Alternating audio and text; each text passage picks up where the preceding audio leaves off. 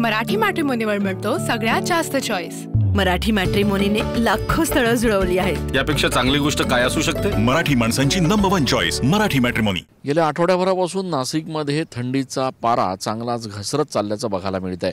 नाशिकमध्ये एकीकडे गुलाबी थंडीचा आनंद नाशिककर घेत आहेत, तर दुसरीकडे नाशिकमध्ये संथ वाहणाऱ्या गोदामाईच्या डोहावर आता धुक्याची चादर देखील आपल्याला बघायला मिळते।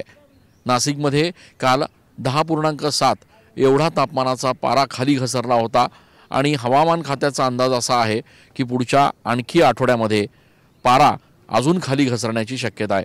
त्यामुळे नाशिककरांना या एकूणच थंडीमुळे एकीकडे हुडहुडी भरली आहे, दुसरीकडे या गुलाबी थंडीचा आनंद घेत नाशिककर मैदानांवर व्यायाम करत असल्याचं बघायला मिळतंय। तर नाशिकच्या या गोदामाईच्या पवित्र अशा डोहावर आता सकाळच्या सुमारास असं सुंदर धुक्याची चादर नाशिककरांना बघायला मिळते।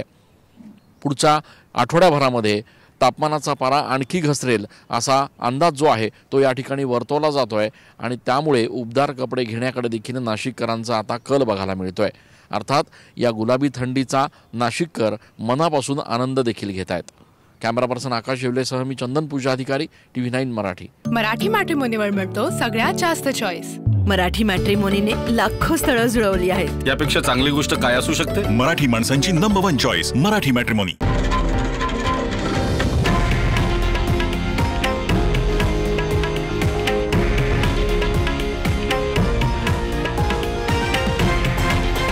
हे आहे देशातील नंबर 1 न्यूज नेटवर्क आणि आपण पाहत आहात TV9 मराठी, एकमेव।